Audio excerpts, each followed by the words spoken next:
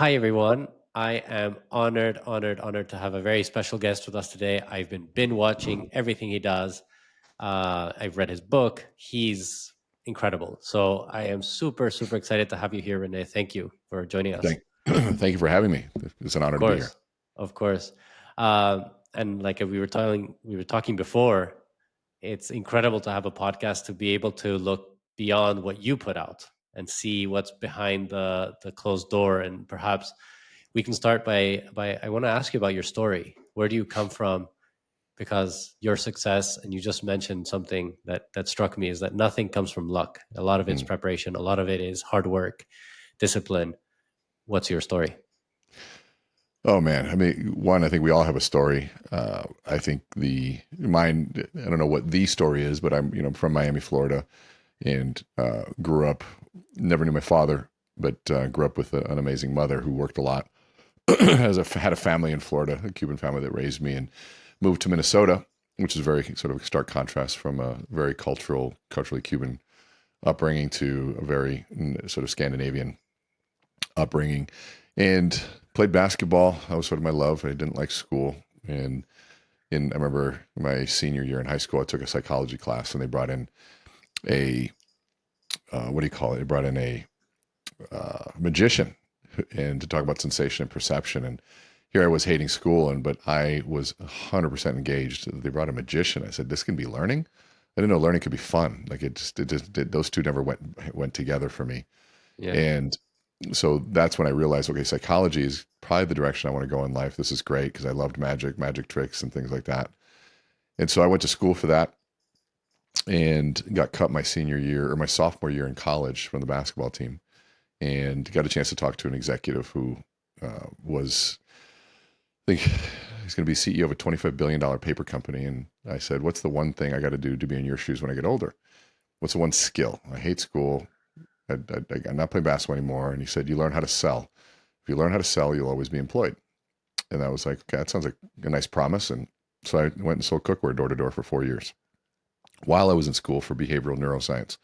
So here I'm in school for behavioral neuroscience, and I'm going to work selling cookware, $2,500 to $5,000 a set, and realizing that there is a psychology to all this. And at the time, I was also I was just introduced to Tony Robbins and Jim Rohn and Brian Tracy and Zig Ziglar and Tom Hopkins and all of the sort of the greats, and realizing that they were talking about motivation, and they're talking about not just motivation, but like personal development and improvement. And here I am realizing that the more I improve myself, the better I sell cookware. And then I go to school, and that's the science behind it.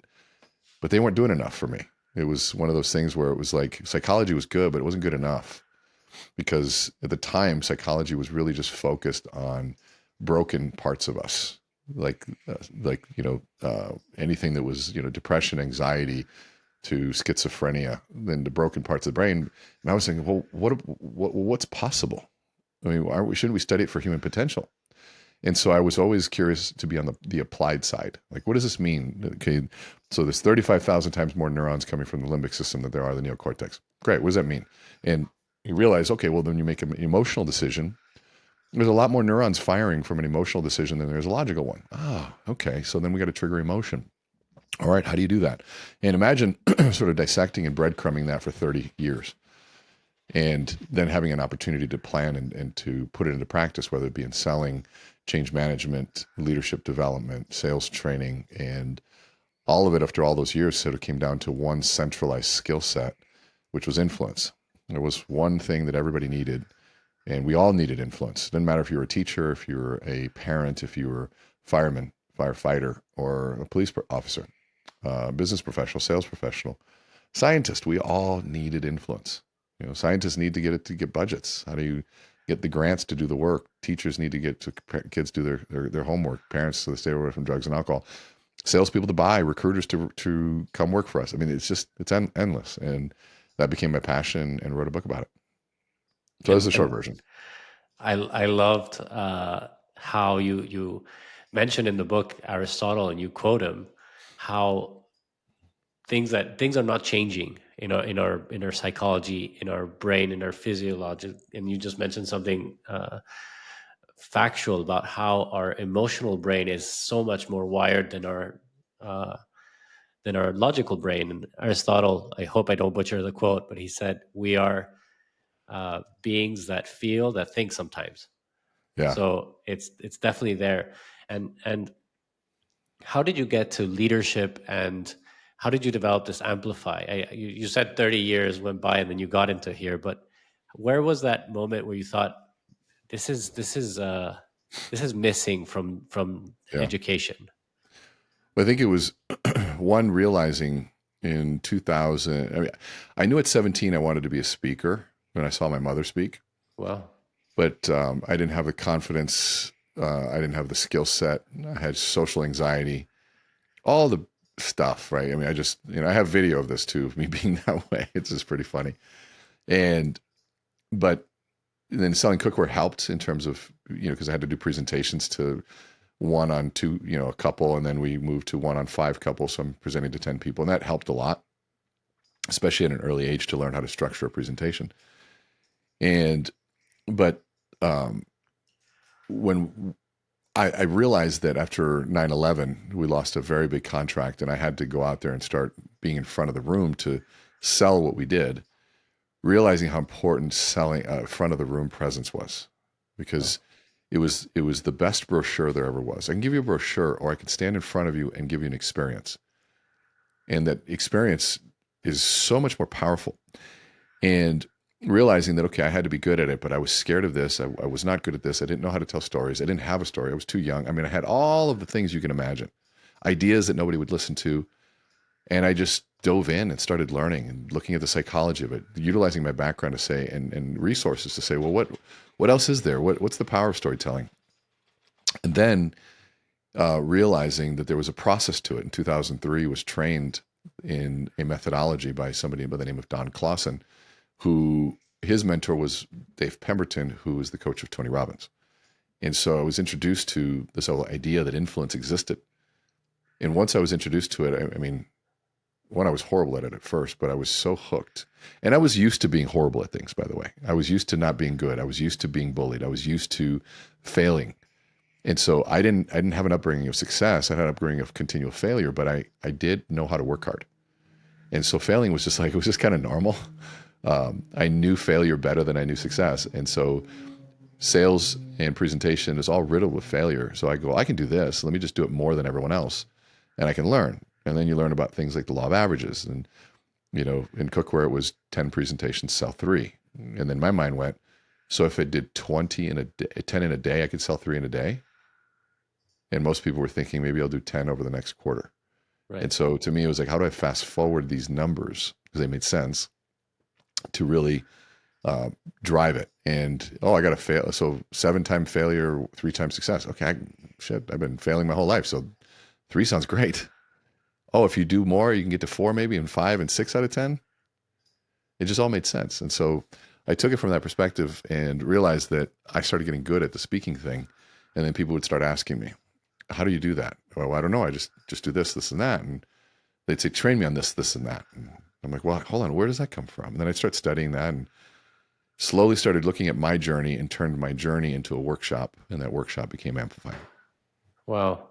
I love how you mention failure, because I know that the number one fear of people is public speaking, and perhaps it's rooted to not being accepted, and selling especially is a high failure rate, and being accustomed to fail perhaps gave you more resilience to do it, and saying like, actually 3 wins seems like a lot when you've Yeah. been failing maybe 95% of the stuff.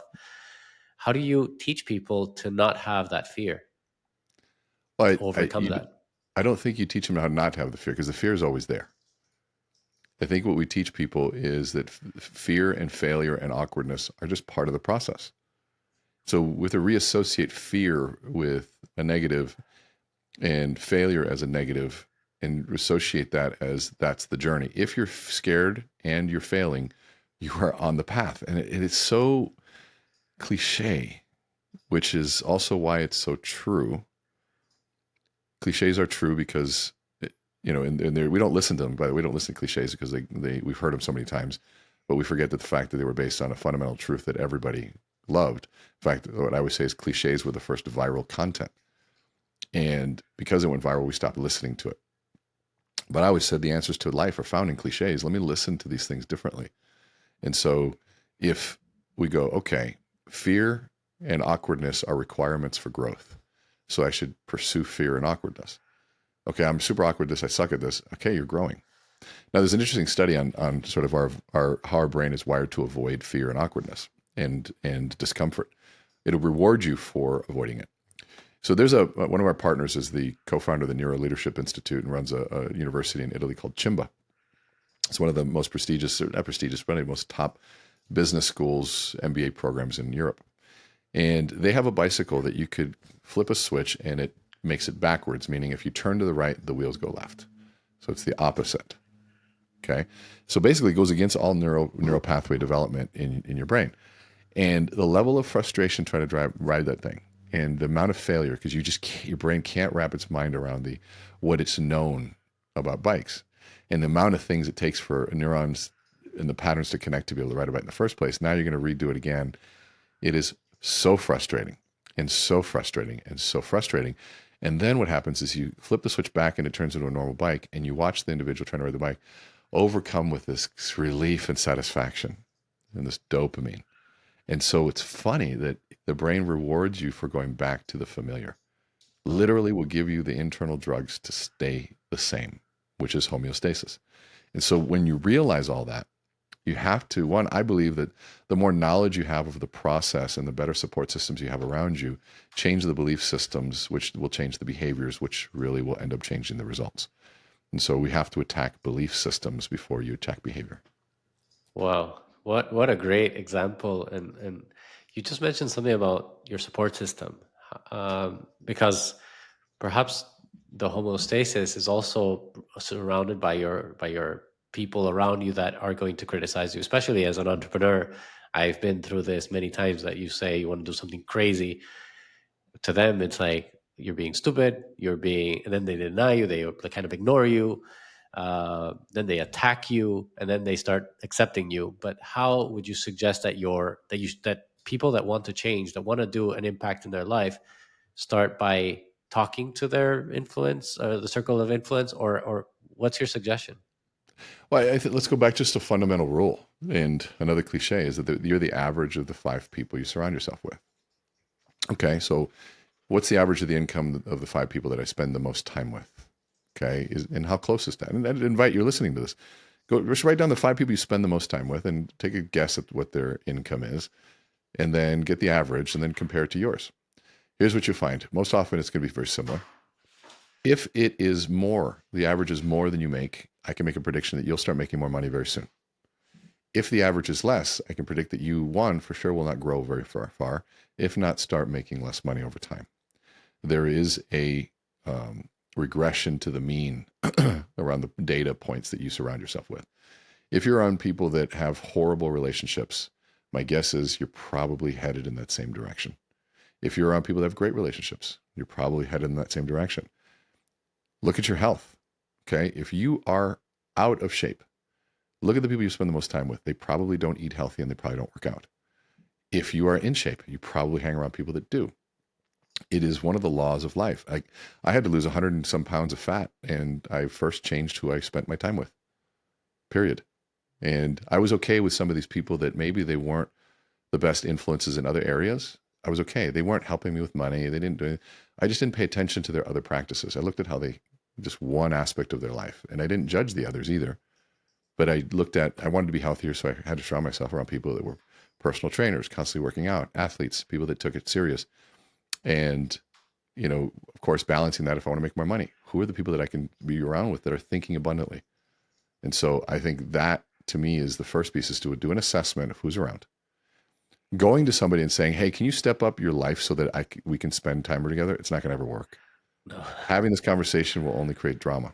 Of course. So don't. And there are people in my life that I've chosen not to spend much time with, but they'll never know it. They don't need to. I don't need to make it a big deal. Hey, I've decided to upgrade my friends, so you're not on the list. It's kind of a jerk thing to say. Yeah. It's moreover, just slowly start spending your time in the way that serves your mission, your goals, your values, and who you are. I still have friends, dear friends, that really don't serve any of those goals, but I love them to death. And there's no need for me to tell them any of those things. I just don't spend much time, and that's okay. And I think that was a great answer. But I also think that when you start progressing, they will start, if they want to hang out with you, you're starting to pull them that average Potentially, up, intent, like potentially. If unintentionally, right? Yeah, they'll either opt in or opt out, is what I found. Because Yeah, our progress in life is like it forces people to look in the mirror. If I do something really good, it forces you to look in the mirror. Would I do the same thing? Question one. If the answer is yes, then they go, I like being around you. If the answer is no, they're faced with another set of questions. Am I willing to change? If the answer is yes, I like being around you. If the answer is no, then I'm faced with a third set of questions, which is, well, I'm either going to change or I have to stop them from changing. Either I leave so I don't feel good, bad, or I have to stop them from changing. right. And that's where it comes down to. It's sort of that progression piece of if, and that's where people come back to this, is if they stop trying to stop me from change, I already know that they had lack the confidence in themselves to make those changes. So they're either going to have to stop me or they'll just stop spending time with me. I'm okay with both. I'm totally okay with both.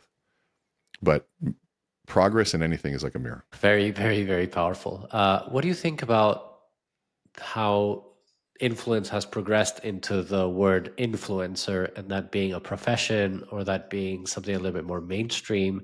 With the How ER has at the end, that, sorry? with the ER at the end, influencer. Yes, and how has like how have you like seen that as a, what's your opinion on that, and how do you tackle that? Well, this is no disrespect to the influencer because there are some people with massive influence. What I don't like is when somebody has one. I think it's okay. Let me back up because there's no black or white answer to this. Let me first say Right. this. But some people have figured out the algorithm, or maybe got lucky, or maybe even purchased their way through it. Okay, whatever your way is, and you realize that one, they can create a highlight reel. Okay, let's chalk that up as marketing. They're buying eyeballs. Nothing wrong with that. People have been doing that since the beginning. That's what marketing is buying your attention. I'm going to design something in a way that captures attention. But then the question is okay, so then there's an ethics that goes with it. What are you going to do with this attention? Are you just going to use it to sell products and services? Okay, I can see that. I hope that somebody has um, an ethical filter to say, is this something I believe in? Is this something that's good for the people? Am I doing good in the world? Whatever your ethical filters or moral filters are. My hope is that's the case. Most people, though, if they have that level or influencer, are looking for money, which is nothing wrong with looking for money, as long as it's not at the cost of something that's hard on other people. And so it's unfortunate people are trying to, I want to be an influencer. And my thought is, I said, how about you build and do something big and then show people how to do it. And by then you'll create influence. And, but I coach a lot of quote unquote influencers to speak. And these guys have millions of followers, but they get on stage and they don't know what to say because you can't edit in the live real time. There's Right. no highlight reel. There's only you. And so you have to bring you. And so as long as you're not using your social media influence as a facade to somebody that you're not, then, I'm totally fine with it. Other than that, I also trust that the world gets smarter and people are going to figure it out. There's always going to be people that are shysters and that aren't honest. That was happening way before social media. It will only continue to happen. But there's also some really good people that have influence and do the good things. And so it's all of that and above. Yeah, yeah. I agree with you, and I think that when there's lack of authenticity, it really shows. And I'm glad that influence and influencer has become a more mainstream thing, but it also it took out a little bit of the quality that you were mentioning, that authenticity. Let's move on to like entrepreneurship and entrepreneurs, because I think entrepreneurs are, I'm incredibly passionate about them, and I know that most of them are, as being one, that you need influence, you need a voice, you need to start doing things. What do you think are mistakes that entrepreneurs are making today in the world of leadership or influence? Well, that's a broad question. I think there's a lot of good and a lot of mistakes, just like anything. There's going to be opportunities, there's going to be mistakes. And so really, I mean, how would I want to answer that? Because I can go so many different pieces. I think that the mistakes are usually in context to the goals they're trying to achieve. I think there's people that are highly successful making massive amounts of mistakes in not looking at a long-term approach to their influence. They're selling products that at some point they're going to have to service, and at some point people are going to not be emotional about and look at, what did I pay for? And if you can't answer that question or offer value, then, and if you don't have customer service to deal with it, they're going to turn to somebody that will listen, which is the rest of the internet. And so if you don't do that, then you'll get exposed. That's where cancellation comes into play. Like, it used to be transparency was a choice. I can not do this. Transparency is not even a choice anymore. You can try to hide what's really going on, but the world will know. And so I opt into transparency first, and then ask yourself, if you were fully transparent, would people still buy this? Meaning, hey, this is untested. It's an idea. Okay, hey, I'm going to tell you what to do, even though I've never done it before myself. Like, I'm going to tell you how to sell a company. Well, I've never sold one, so I can't do that. I'd go to you, Ahmed. You've done that before. I would listen to you way more than I would listen to me. Why? You've done it. So I have to stay in my lane. What is my lane? What am I good at? What can I defend? Where can I go into deep waters and still be standing? Those are the things. And so right now, people follow trends instead of following their ethos, their heart, their lane, the things that they are really good at, their credibility. And so that's a big piece. I think that people are just trying to find anything that will go viral, anything that will trend, any of those things, and they lose sight of who they are. Somebody that is an expert in productivity, and I would say, hey, why don't you do more social? He's like, well, we're trying to throw some things against the wall and see what sticks. I'm like, why would you do that? You're an expert in productivity. Throw up productivity tips. I'd follow. Well, we wanted to go viral. Well, okay, so let's say one of your recipes goes viral. You had 10 million views on how to make a banana bread. Next time you show up, people know you. Oh my God, there's banana bread guy. No. Actually, I do productivity. What? Can you do banana bread like with frozen bananas or anything? Like, no, I want to talk to you about productivity. Well, that's not why I follow you. And so be careful what you go viral for. And I tell people, stop trying to go viral too. It's just, Right. it doesn't work that way. I love it. I think it's very Yeah. funny because there are the people that are like, let's do a dance to, because that's what everybody else is doing. They're like, aren't you a dancer? You're like, no, actually, I'm a very serious investment banker. And you're like, you you It's like kind of finding the ruined your, cereal. It's like yeah, finding the cereal box in the fridge. It's like, it didn't make any sense. It didn't belong in doesn't here. make any sense. Exactly. Yeah. And I love it. I think being coherent is incredibly important in business and in your public. And what can you say about public speaking? Because I think that this is something that everybody can benefit from your experience and from your coaching. What are something that you can implement today or pretty quick to get better at public speaking? I think the first thing is, a lot of people make the mistake of thinking polish equals influence.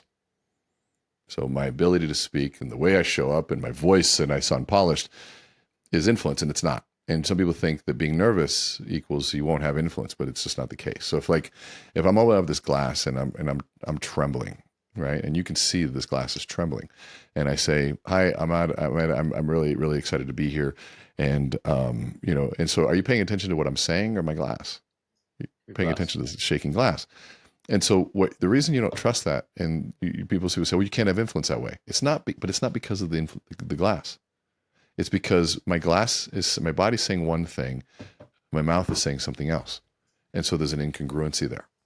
And so I'll keep all things the same, and I'll keep the trembling glass, and I'll just change my language to be congruent with the glass, and notice the difference.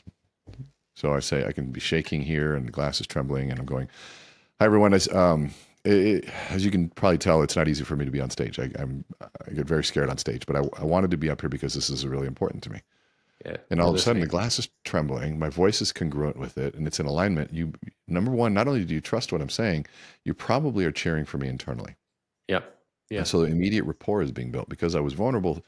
But people say, what's vulnerable? It's not even just about vulnerability. It's about congruency. That, to me, congruency is even higher, more influential than just vulnerable.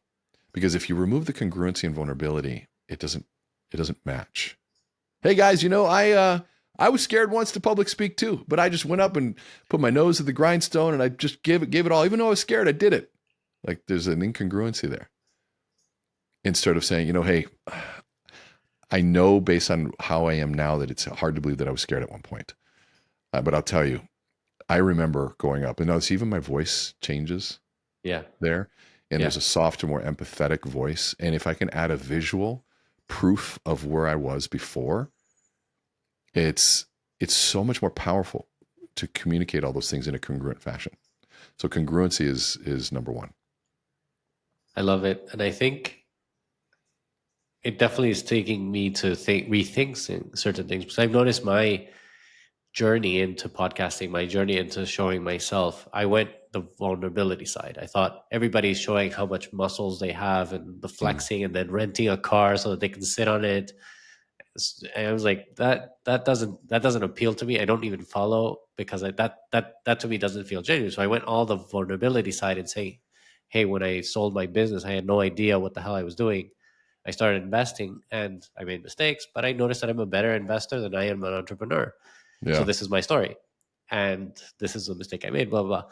People start to listen. But I definitely think that this congruence is the level up I was seeking. Yeah. And I think even for you, starting with that vulnerability, and then from time to time, they get a chance to see if you are wealthy, then you know, giving an insight, not because of the wealth, but giving insight to your life, they'll see that you are. There's certain levels of proof points in what's going on, right? And so there's nothing wrong with giving people a glimpse into your life as long as it's real. Like somebody, I was going on a private, it was on Delta. No, it was on a private jet. And they go, "Do you want a picture in front of it?" And I said, "No." And they said, "Why?" I go, "Because it's not mine.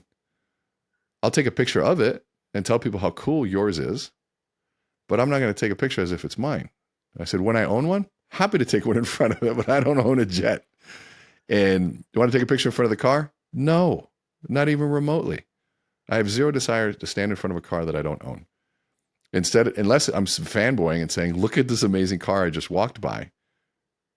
But I'm going to be very clear, it is not mine. It doesn't mean that I don't make money, but it's just not my ethos. It's not my who I am. And so for me, if it's not mine, I'm not going to do it. But I can happy to admire it. And I love it. And I think that congruence, I wrote it down. I'm going to put it on my day. I have these like daily words that I look at it. And I Yeah. think congruence is going to be more than vulnerability. You're 100% right there. How do you balance? Because I can sense your passion. You can tell you're an expert. How do you manage like a work-life balance? Who are you when you're at home? Are you the same guy? Are you like, I'm sure you are, but how do you manage this with your family, and how do you teach them your ways? Well, I think you have three questions there. So one, Yes. work life balance. I don't believe in it. I don't think it's the goal. Who I am at work and at home is the same. It's too much energy to be different. Now, that doesn't mean that I don't have a different voice that I use on stage to command things. I don't use that same stage voice I do when I'm talking to my kids or my friends. But a lot of times, this will be the same voice that I use right now that I have here.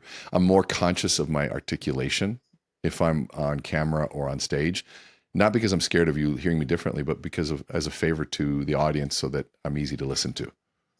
And so it's if you're going to grace me with your attention, which you have every choice not to, I want to be easy to listen to, and I want to be thoughtful. I want to do my thinking prior to the event so that when I'm there, I can at least share, here's my thought process on something.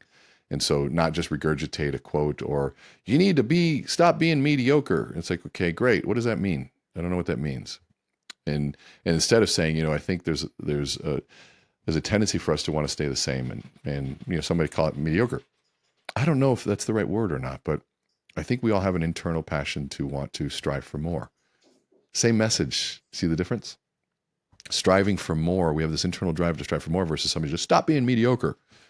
I don't know. Maybe, I don't know if it's mediocre or maybe have you really explored the fullness of your capacity? And that's a question. And that whoever the audience is, they're not going, have I? And somebody might say, I'm not. I totally am not. I said, well, here's the thing. What I've come to find out is if you're not, that voice doesn't get any more silent as you grow older. And if it does, it's a sad day.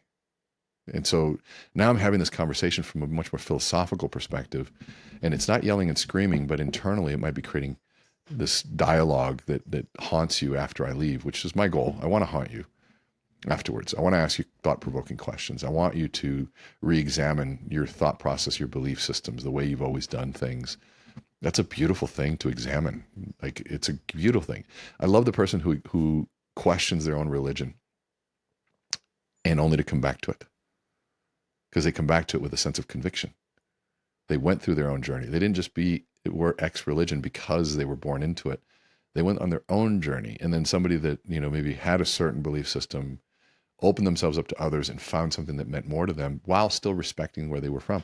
There's a beautiful journey in all that to me. And so I think that, work-life balance, balance is not the goal, I don't think, because sometimes you have to put more priority on work to get bigger goals done. And family understands and says, you go, dad or mom.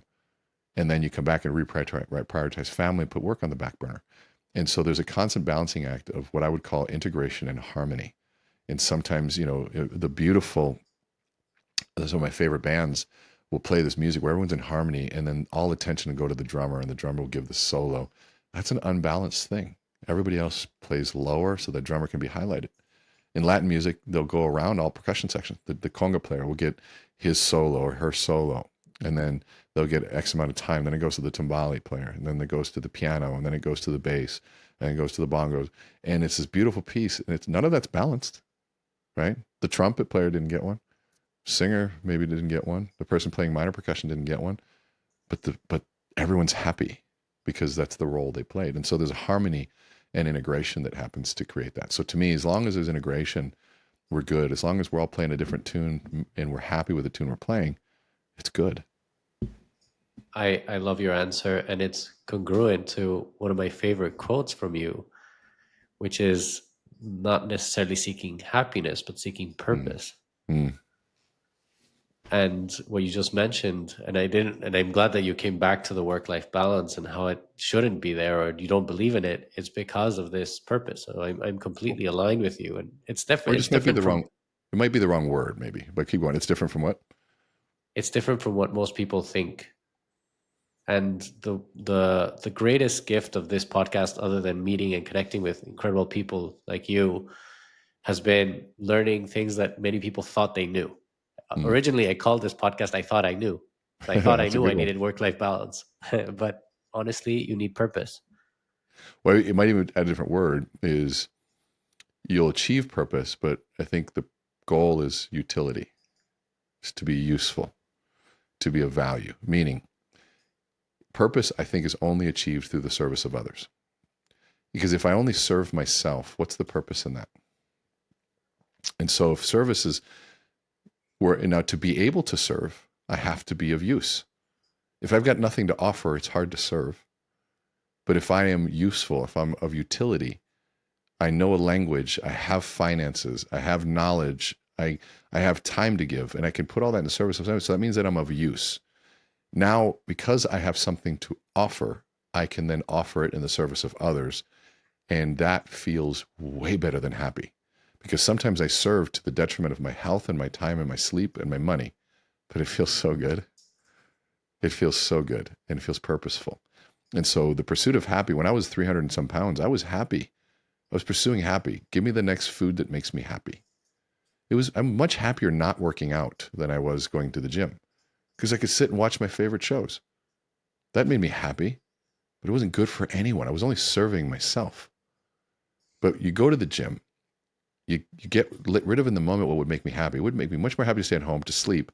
No, I'm going to do what's miserable and suffer out of this bed into the gym. And after that suffering, I'm going, oh, thank God I did that. Right? There's a sort of a satisfaction and a fulfillment that comes afterwards. You do it long enough and hard enough, now you can serve and be an inspiration maybe to others. Maybe if there's a problem, you can offer strength and agility to help. Maybe if there's, because you've suffered over the books, you can offer perspective to change someone's life. If you suffered getting on stage because you were scared, but you did it anyways, and now you can give a message to the person who needed it, that was on the brink of suicide, but your message saved them. It's all suffering, but it's a good thing. And if you look at the root word of passion, You're so passionate. What that means is it comes from the root word to suffer. And then you go back to, okay, so what does compassion mean? To suffer with. I'm suffering with you. And so then we go, so why is it to suffer? Well, the passion originally was given in the 13th century to the martyrs that died for their beliefs. They were so passionate. The movie, The Passion of Christ, wasn't some sexual connotation that happened in the 16th century. It was around his suffering for his belief system, his passion that was there. And so we have changed even the meaning of some of these words. But suffering, passion, and purpose all are hand in hand to me. Because what you suffer for and how you help other people becomes really, in essence, the purpose why you're here. So powerful. I know it's a Uh, lot to swallow. There's a lot there, but it's still a journey for me too. I actually have a pet peeve with the word passion, but now that I understand the real meaning of passion, it makes more sense, and that's why I had that pet peeve. Because when people say follow your passion, I always thought, no, follow what you're good at and what you're valuable Yes, at. you're 100% right. Did you ever listen to Dr. Galloway, Professor Galloway? Yes, yes, Yeah. So exactly, it's like not a single person was passionate about oil, but they liked what came from being good at it. The exactly. money, the attention, the impact, the influence, and then all of a sudden they became passionate about it. But yeah, it doesn't. But be passionate about things, which means be willing to suffer for something that you believe in. Be willing to do that. That's for sure. Yeah. Let's move on to the next subject, which is something that perhaps it's definitely outside of most people comfort zone, but it's super curious to me how you see investments and how do you manage your portfolio. Um, so how do I see investments? So my world, I don't do any talks on money, investments. That's not. I follow what it's called my ethos. We talked earlier about talking about the things that are your lane. Money and investments are not. I defer that to other people smarter than me. And part of it is that I spent 30 years sort of developing a passion, using my passion to be good at a certain skill set. And growing up with a mother who was a former nun, money was never a centralized value set for us. I regret that. Trust me, I regret it because I'd be a lot further along than I am. I have to work for a living. I don't have a business that pays me while I sleep. I get paid for time, unfortunately, right now. Now we're doing a lot of things to change that as I grow older. There's other things that we're doing to create more of a recurring revenue model, taking interests in other businesses and things like that. And thank God, because I'm good at what I do, I have some of the options to do so. But I defer to other people. I look at people that I trust, and even just having gone to Dubai, learning some other different investment strategies was fascinating to me. And but to me, it's really about finding the right financial advisor, somebody that you trust, and deferring to their plan. But then at the same time, staying open to what other people like yourself that have done something and have access to bigger income. What are they doing? And making sure that your financial advisor is also open-minded enough to listen to some of the more progressive approaches. So that's how I would put it together. What a great advice, um, because I struggle with people who are maybe a very successful at what they do, and then they believe that that success translate into investing or translate into like it. And I really believe to have the humility of saying, hey, I am not the best public speaker, so I'm going to talk to someone who knows more so that can teach me, that can get me there, or that can help me. And the same thing happens with finances, that most people rely on perhaps on their ego or myopic view that because I'm a big successful businessman, I can do my own finances, I can do my own investing, and then they run into a lot of problems. So I really value that aspect. And then the second thing that you mentioned, which is incredibly important, is having that open mind. Because as you just came back from Dubai, and I'm curious to pick on some of your impressions, I found out last year that I went there how different perspective works. Like how the word perspective is such a incredible uh, difference Mm-hmm. between one side of the world and the other. And when you're open minded, you go there with a curiosity, and you say, "Hey, what this? I never thought of this," or they think about this completely different. I'm glad that they do because it gave me more perspective and it gave me more range of sight. But if you're not open-minded, you can go and say, this is backwards, or this is not how it is. And then you closed off to not making the right decisions. Yeah, I think there's a healthy balance. I mean, one, Dubai like really opened up a lot of really cool things. I mean, my first meeting was literally at the highest office in the world, at the 144th floor of the Burj Khalifa. As AIX Investments, blown away with what they're talking about, and looking at that and being out there. In fact, I got this image of Dubai sitting in front of me as one of my screensavers, and I'm looking at the top, and I can't believe I was sitting up there. It's just crazy. But listening to that was eye opening, and but then also meeting people from the event that were offering all sorts of things, and realizing also that if I did seek a quick short-term solution, there's plenty of those out there that also mean quick and easy short-term losses of everything that you do. And Right. so there are one principle that I for sure agree with is that there are no shortcuts to mastery. There are no shortcuts to mastery. But if I trust other people that are masters, then I might be able to ride along a little bit. But guess what? That master is also getting paid. And so you're not you're doing better. But then I'm not going to have mastery until I'm the one that owns that. And that's going to take time. It's going to take money, and it's going to take discipline. And so, that's why my gurus and my coaches and people that are my mentors should make money off of what they teach me. Yep. They should, and I want them to. And why? Well, because they took them 30, 40 years to learn what they did. And they're going to help me. That's perfect. And then when it's my turn, then I will. And that's an okay thing. So finding the right people, which is, and it's like, and don't be mad when somebody makes money off of you. There's nothing, don't be mad. That's what they sell. And then of course, don't be somebody who gouges people and take advantage of them. So again, there's no like black or white answer in any of this. You have to Maybe sort it's of, the black, maybe the black and white answer, like the very defining is it takes time. yeah, So always think about that. yeah, Like it's never a quick win or a quick loss, because a quick win because a quick loss. But if you think about it long term, you're always going to think, how do I make this fair? How do I make this long lived? How do I make this yeah. sustainable in the long term? Now, what the abundant person who teaches abundance, I wink a little bit here, the quote unquote, the abundant mentality will say, that's a scarce mindset that I'm saying that nothing happens fast, that it can. But what I've come to find out is a person saying that, you need to be balanced and, think abundantly, it can happen quickly and manifest it into your life, is a person who suffered their entire life to be able to have the wealth that they have so that they can now say that. So it's not a very honest approach to that. They usually unbalance their life, and now they're trying to balance back their life, and they're giving people the advice of how to balance their life, but they forgot about the advice of how they got to where they were, which is very, very different. And so I'm not saying that it can't happen fast. Some people it does.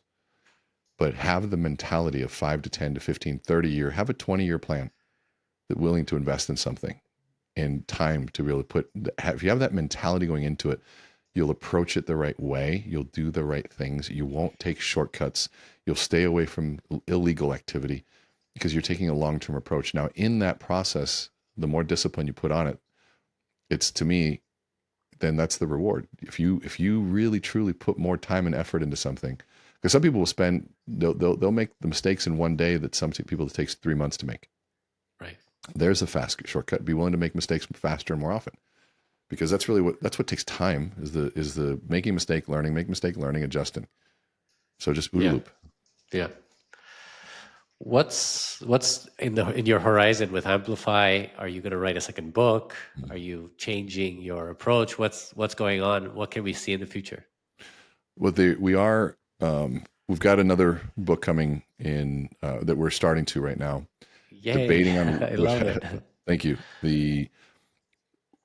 Really debating on which direction to go with it. It's probably going to be around the narrative gap and how we construct reality through story and narrative, and what happens in the brain when we don't have a narrative and how our brain fills it in with our own, right or wrong, we do it. And so the brain is constantly making assumptions over stories that it doesn't have, information that it doesn't know.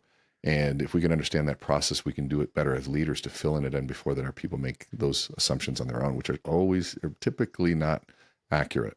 And so if we can be aware of how people construct their understanding of the world, I think we can be a lot more influential. So that's there. And a lot of other fun stuff. You have a first pre-order buyer right here. Thank you. I appreciate that. I love the subject. I like to finish the podcast by asking what inspires you in the work you do today. What inspires the work that I do today is seeing the light bulbs go off and seeing somebody that it feels like they have no story, learning how quickly they can tap into their story. The story exists.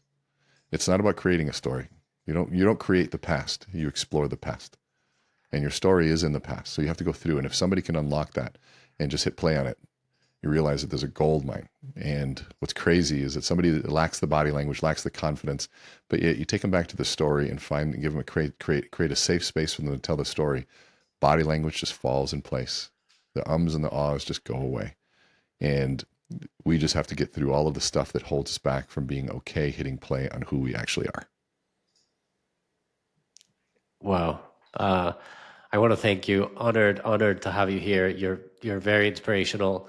Like I said, I've been watched, I've read, and I really, really appreciate you coming Thank on you. to the show. And hopefully we can stay in touch. You definitely have a fan in me, and what you're doing is incredible. So happy to keep learning from you. Honor is mine. Truly grateful for the opportunity and the fact that you read a book. It inspires me to keep going. So I appreciate you. Of course. Thank you. Thank you again for being here. Thank you, sir.